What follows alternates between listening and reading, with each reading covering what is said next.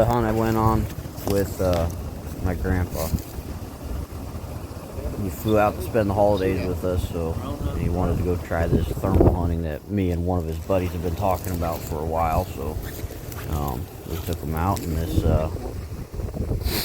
was the first coyote we had that night. This was set number 3, and he got a good crack at it. It was probably a good 250 yard shot. I was running some pretty serious fight sequences. Little female? Come in, so yep. Gave him the green light to go ahead and take the shot. So what you think, Grandpa? Unfortunately, he missed. You think you're cut out for this? Take the picture. I got you. Get a hold of her.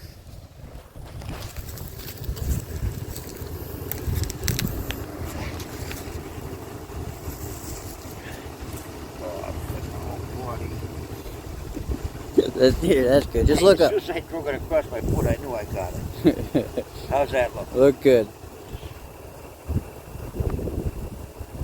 All right. See if that drug, I just got to my toto. See if that drug, I knew I could. Son of a bitch, the other side's all bloody. Yeah, we got one. We got one in the truck. All right, this one happened pretty quick.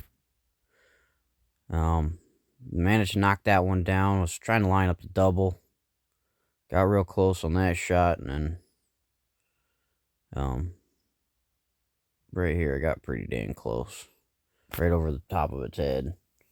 But that one takes off, but we ended up getting the 1. Should have had the 2, but the bullets I'm using expand pretty fast inside, especially if you hit any major bone structure or meat. The first one there was a big mature female. I would have assumed that one was a male, but coming in as a pair, but I don't know. Because here in a little bit we have another one that comes through. So this is something I've learned the hard way, and I'll tag on a little clip of here. Is just because you shoot one and you're not suppressed, don't give up the hunting, because you never know what's going to happen next. And I'll show you here. I'll tack a little video on the end of why. If you guys follow me on Instagram or YouTube, you've probably already seen the video. But I think I'm playing with the calls right here, switching over sounds, going from prey distress into like a pup distress. And I keep checking that one I knocked down. You just never know. I've knocked a couple of them down, went over there a few minutes later, and they were gone. Then you spend an hour tracking them. But yeah, so right here I'm just playing with calls. I got 2 of them going. You can see one in this right behind where I shot that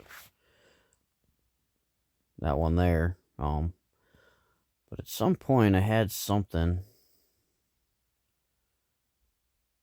Sorry, you guys are gonna. I'm trying to left this a little raw so you kind of know. There's about another 2-minute clip in the middle of all this that I didn't enter in here just for the length. So again, I'm playing. If you see it stop solid like that, facing straight up in the air, it's because I left the camera rolling, and I'm playing with the call, trying to get different sounds. I'm running 2 calls here. I ran one downwind and one upwind, and so I got that little dot on the levee on the dike there. Is my other call. That's my Ecotech.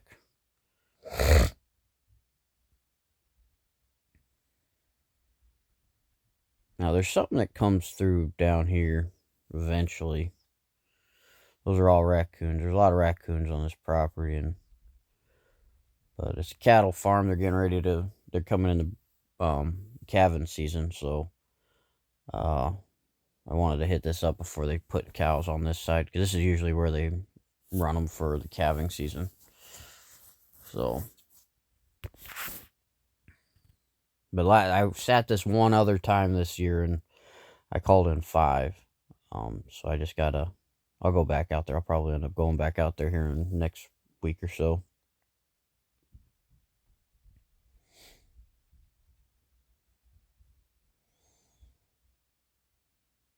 A lot of raccoons.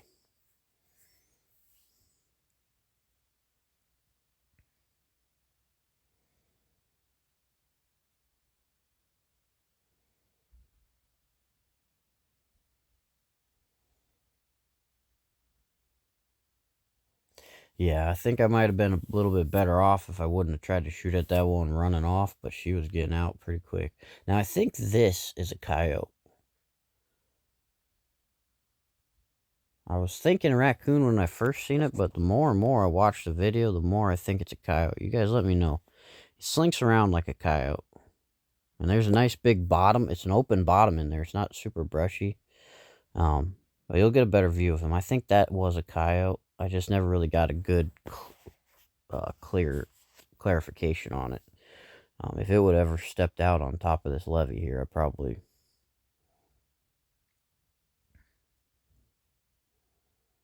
Guys, let me know what you think that is.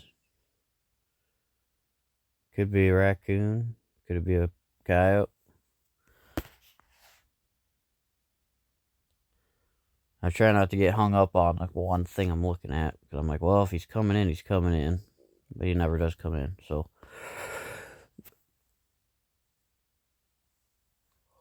That's what led me to believe it might have been a raccoon, and there's a pretty big culvert down past that call there.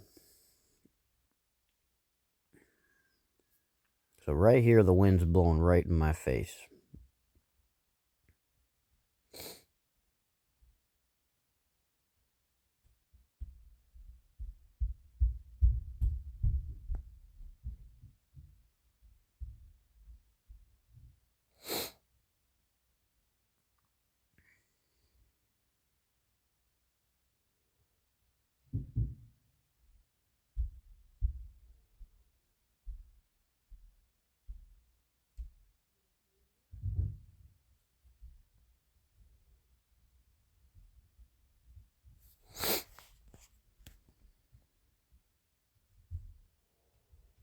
And wait for that thing to pop back out. I think it does pop out one more time.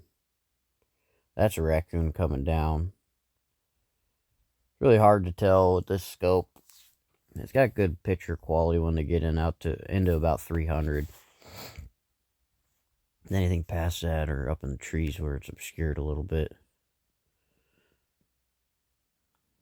But yeah, well, maybe this is real time. Just watch that clock up in that record time. Like I said, I've been running it for 4 more minutes since the first shot, and turn around and here comes one from the opposite direction. I don't know if this is the one that was with it or if it's one that was on a completely opposite side. This one ends up being a pretty nice female, and you'll see here in a minute when she turns. That chunk was a big chunk of her butt, and apparently I pulled it a little bit when I hit her, but it was enough to slow her down, and that's probably a good 250. It's a pretty long walk out to get that one.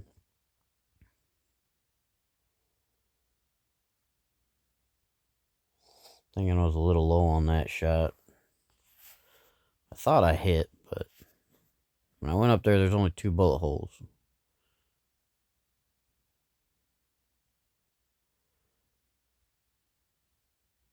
And that was the second hole.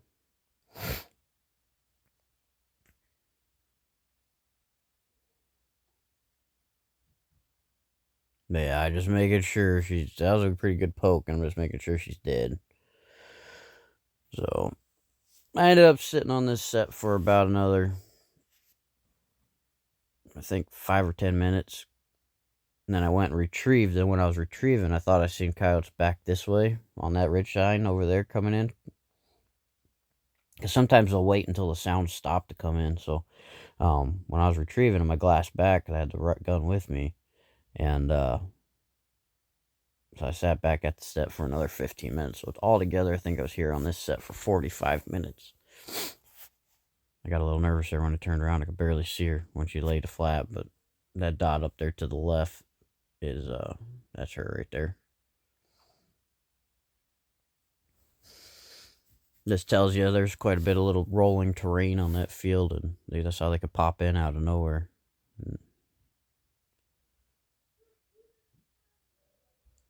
But that was my first double. I enjoyed that. It was kind of neat.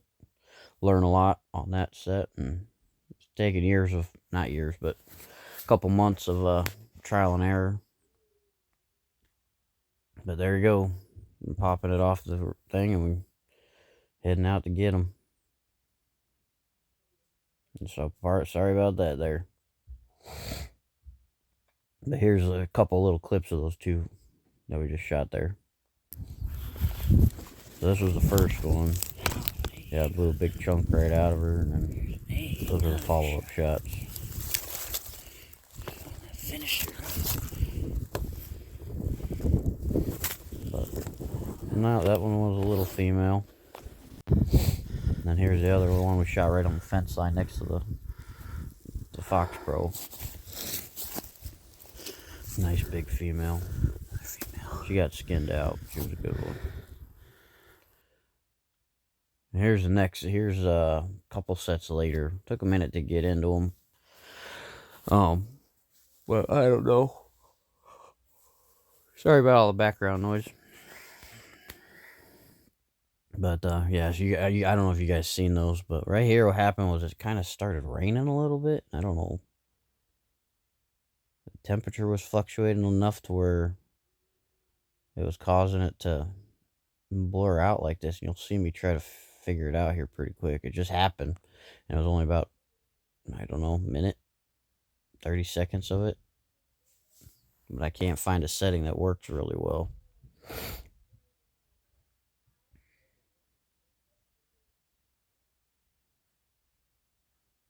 Yeah, my biggest fear, I keep scanning this way, is they're going to run this fence line up and try to get on the downwind side of the call. But luckily I put the calls up about 50, 60 yards in front and about 100 yards up the hill. And on about the backside of the terrace. The coyotes did exactly what they were supposed to do. And that's what they were supposed to do. Pop out at about 70 yards. But here I bark at him. Ready? Boom. And he sees my truck behind me. And he's like, I'm out. And I volley some at him. Make sure when he does leave, he doesn't ever come back. Or he's very gun shy. But, and then you can see the other one there. That one never fully committed. I'm guessing that one that I shot at was the female. Usually they tend to come into distress first. But, alright guys, that's going to wrap it up for that night. I've seen a couple more, but should have had a truckload. But yeah, that's going to be it for this video here. Hope you guys enjoying these thermal hunts. With it being this freeze thaw, I haven't messed with any wax dirt or trapping. So, alright guys, God bless. Always keep grinding.